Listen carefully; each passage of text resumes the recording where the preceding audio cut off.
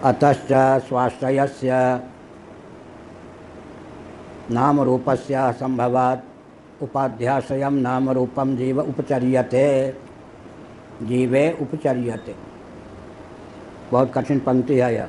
अतश्च स्वाश्रयस्य नाम रूपस्य संभवात् उपाध्याश्रयं नाम रूपम जीव उपचर्यते। उपाधिगत नाम रूप स्वीकार करना चाहिए, न कि स्वरूपगत, इसका अर्थ होता है। अगर हम जीव को आकाश आदि के समान ब्रह्म का कार्य मान लेंगे तो जीव भी नाम रूपात्मक सिद्ध हो जाएगा। जीव का स्वरूप नाम रूप मिलकर ही तो चरितार्थ होगा, जैसे कि पृथ्वी का, जल का, तेज का, वायु का, आकाश का, घटादि का। इससे बचने के लिए फिर उपाधिगत नाम रूप हैं, न कि स्वरूपगत। अभिप्राय क्या है? एक होता है विशेषण, एक होती है उपाधि। विशेषण का विशेष के स्वरूप में प्रवेश होता है, उपाधि का उपहित के स्वरूप में प्रवेश नहीं होता।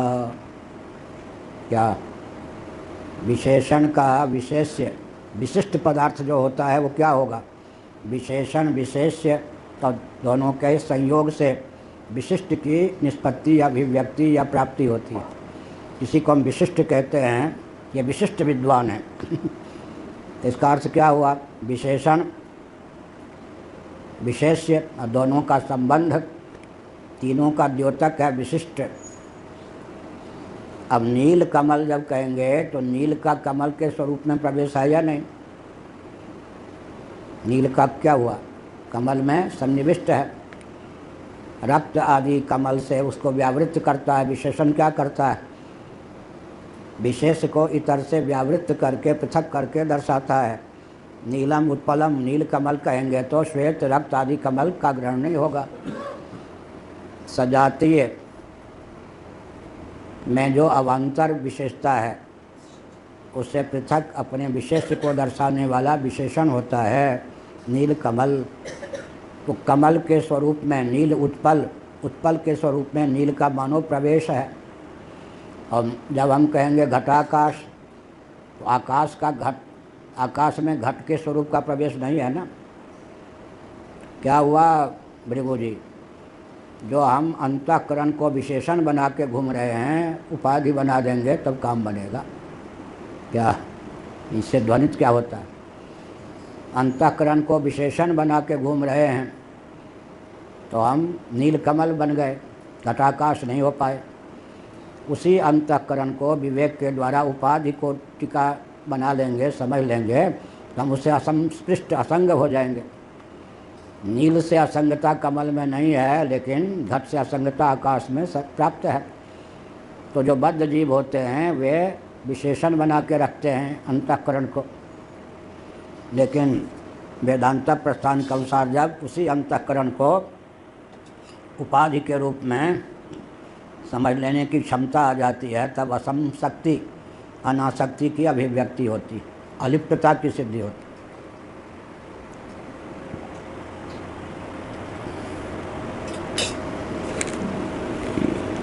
अतः स्वाश्रयस्य नाम रूपस्य संभवात्।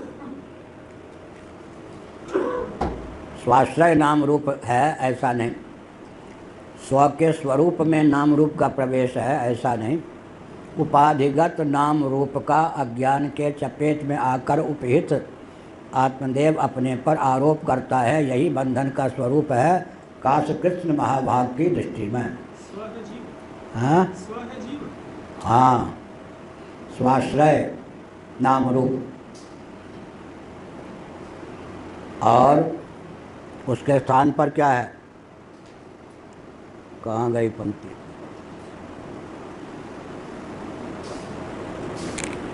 कौन सा पेज था? हाँ, अतश्च स्वाश्रयस्य नाम रूपस्य संभवात् उपाध्याश्रयम नाम रूप। उपाधि के साथ नाम रूप का सन्निवेश है, न कि आत्मा के साथ। आत्मा के साथ नाम रूप को मिला देंगे तो नाम रूप आत्मा की एक प्रकार से आत्म तत्व भी हो जाएगा। तो बंधन से त्राण मिलना कठिन होगा। उपाधिनिष्ठ नाम रूप है, उपाधि तादात्म्यापत्ति का त्याग कर देंगे तो मोक्ष हो जाएगा।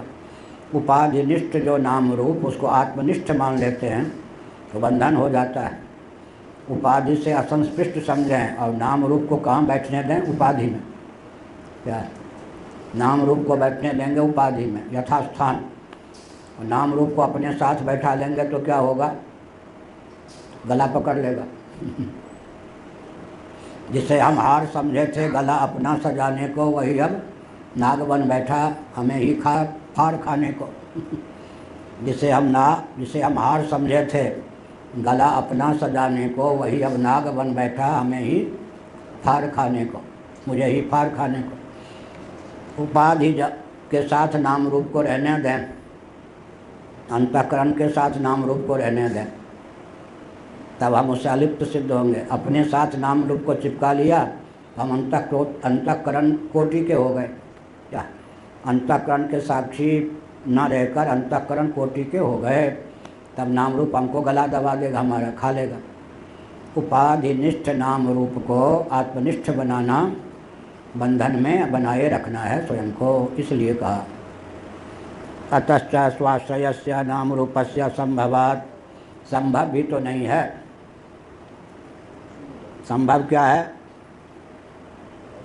उपाध्याश्रयम नाम रूपम जीव उपचर्यते, उपाधि के आश्रित जो नाम रूप हैं, उपाधिनिष्ठ जो नाम रूप हैं, उनका उपचार जीव में होता, आरोप होता है। वहाँ की चीज़ यहाँ क्या परिलक्षित होती है, उपचारित होती है, तब तो ठीक है। वहाँ की चीज़ यहाँ उपचारित होती है। नौकारूढ़ होता है व्यक्ति, तटवर्ती वृक्ष इत्यादि चलते हुए परिलक्षित होते हैं या नहीं? चलन वृक्ष में है या नौका में है? नौकारूढ़ चलत जग देखा, अचल मोहवश आपने देखा। अचल मोहवश अपने में आरोप कर लिया उस चलन का आरोप अपने में कर लिया तो बद्ध हो गए। चलन जहाँ है वहीं रहने दिया तो प्रभावित नहीं हुए। नौका में बैठा हुआ है ना, वो थोड़े चल रहा है। नौका चल रही है या नौका में बैठा हुआ व्यक्ति चल रहा है? अब ये जाने। नौके की गति 1 घंटे में 15 किलोमीटर है, उसमें बैठे हुए व्यक्ति की गति 15 किलोमीटर है या क्या है 1 घंटे में? हाँ। वो तो बैठा हुआ है। ये तो ठीक है कि नौका 1 घंटे में 15 किलोमीटर पहुंच जाएगी, तो वो भी पहुंच जाएगा, लेकिन चल रही है नौका या चल रहा है वो बैठा हुआ व्यक्ति? हैं? नौका की गति का अपने में आरोप होगा या नहीं? 15 किलोमीटर प्रति घंटे से चलने वाली नौका में अचल बैठा हुआ व्यक्ति कितनी गति से चल रहा है? अचल मोहवश आपन देखा, नौकारूढ़ चलत जग देखा, अचल मोहवश आपन लेखा। बहुत विचित्र बात। न तो किनारे के वृक्ष चल रहे हैं, वो बैठा हुआ है, न तो वो चल रहा है। चल रही है नौका, चलते हुए दिखाई पड़ेंगे किनारे के वृक्ष, वो भी सही, लेकिन आरोप होगा मैं 15 किलोमीटर प्रति घंटे की चाल से चल रहा हूँ, चिंता मत कीजिए, हेलो हेलो आ ही रहा हूँ आपके पास, अभी केवल 15 किलोमीटर की दूरी है आप तक पहुँचने में। ठीक है ना? ये हुआ उपचार हो गया। उपाधिनिष्ठ नाम रूप का उपहित में उपचार हो गया। जब उपचार हो गया तो उसको हटाना सुगम है। क्या आरोप ही तो हुआ है तो नहीं ना। और जब सचमुच में है तब फिर क्या होगा? जब नाम रूप को अपने ऊपर बैठाते हैं या नहीं? दुख कहाँ है और बैठाते कहाँ हैं? मैं ऐसा क्यों बोलता हूँ कि प्रयोग में भी वेदांत आ सके। झटपट पंक्ति का अर्थ कर देंगे तो जीवन में ढालेंगे कैसे वेदांत? हमारे पूज्य गुरुदेव ने जो हमको पढ़ाया, पंक्ति का अर्थ भी होना चाहिए, अंतर्निहित भाव भी आना चाहिए। दो साधक उन भावों को जीवन में उतारना चाहे तो उसको प्रयोग का ज्ञान भी होना चाहिए। तीनों दृष्टियों से पूज्य गुरुदेव ने हमको पढ़ाया, बहुतों से पढ़ा है और संतों से ही पढ़ा है। केवल भागवत एक पंडित जी सब गृहस्थ से पढ़ा, नथीराम जी से, बाकी ये सब बाबा होने के बाद में श्री विष्णु आश्रमी महाराज से, श्री सुखबोध आश्रमी महाराज से पूज्य पूर्वाचार्य महाभाग से पद पर थे, अपने पूज्य गुरुदेव से, वामदेव जी महाराज से, 5-6 महापुरुषों से पढ़ा है। लेकिन पूज्य गुरुदेव में ही वो क्षमता थी, तीनों दृष्टियों से पढ़ाते थे। हम धीमे धीमे पढ़ाते हैं, वो इससे तेज़ गति से पढ़ाते थे। एक दिन में 2-3 घंटे लगातार पढ़ाते थे तो 5 पे 4 पृष्ठ हो जाते थे। यहाँ धीमी गति है, 5-7 पंक्ति 2 घंटे में पढ़ाते हैं। पर गुरुदेव 3 दृष्टि से पढ़ाते थे। पंक्ति का कोई अर्थ, शब्द न छूटे, हर शब्द का पूरी पंक्ति का अर्थ भी लग जाए, अंतर्निहित तात्पर्य भी व्यक्त हो जाए और प्रयोग की विधा भी आ जाए, ताकि साधन में वो ज्ञान उतर सके। तो हमने क्या कहा, उपाधि के नाम रूप का अपने ऊपर आरोप होता है या नहीं?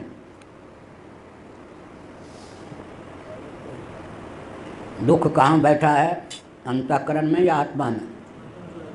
अहम दुखी जब हो गया तो कहाँ बैठ गया? हम क्या बैठा वहाँ और ले लिया, यहाँ हो गया या नहीं? दुख बैठा कहाँ है? इच्छा द्वेषा सुखम दुखम संघात चेतना धृति एतत् क्षेत्रम एतत् सर्वम मन एव हृदय। दुख बैठा है मन में, अंतःकरण में, और मन कहाँ रहे? आत्मा में। अब उस दुख को मैं दुखी आरोप हो गया ना, अंतःकरण में जो बैठा था उसको हमने आत्मा में बैठा लिया। ऐसे अहम कामी, मैं कामी हूँ, क्रोधी हूँ, लोभी हूँ, मैं विद्वान हूँ, यहाँ तक कि सुख को भी बैठा लिया तो भी मरे। दुख तो गला दबाएगा ही, सुख भी दबाएगा गला। सुख कहाँ बैठा है? अंतःकरण में। उसको कहाँ बैठा दिया? आत्मा में। ये बच्चे बड़े मनोविज्ञान वाले होते हैं, वो जब समझ जाते हैं कि ये पिताजी जो हैं मुझ पर लट्टू हैं तो अनुशासन बिल्कुल नहीं मानते वो फिर खिलौना बना देते हैं। बच्चे बहुत मनोवैज्ञानिक होते हैं। माता जी जो है मुझ पर लट्टू हैं, इतना प्यार करती हैं, तो फिर माता को कठपुतली बना देता बच्चा है। जब समझता है कि हाँ चौरी चढ़ के तो चांटे भी लग जाएंगे तो बच्चा अनुशासित रहता है। मनोविज्ञान। इसी प्रकार से जब हम मनोगत भावों को आत्मा पे, मन चंचल है, मन स्थिर है। मन स्थिर है तो शांति मन में है या आत्मा में? अभी कठिन है काम। मन स्थिर है तो शांति मन में है या आत्मा में? ये बोलेंगे मन में है। आत्मा शांत है या मन? हाँ दोहरा काम भृगु जी है ना। ये भी भ्रम है। मन के चंचल होने पर स्वयं को चंचल मानना, मनोगत चांचल्य को आत्मा पर मढ़ लेना। मन के स्थिर होने पर आत्मा को स्थिर मानना। आत्मा नित्य स्थिर है, यह तो ठीक है, लेकिन कादाचित स्थिरता कब होती है? मन में स्थिरता आई सत्वगुण के कारण तो मैं स्थिर हो गया। अब मन में चंचलता आई तो मैं चंचल हो गया। तो मनोगत स्थैर्य, मनोगत चांचल्य को आत्मा में मढ़ लिया या नहीं? या मढ़ लिया तो अपवाद सुगम हो गया। भाई ये मनोगत है, आत्मगत नहीं।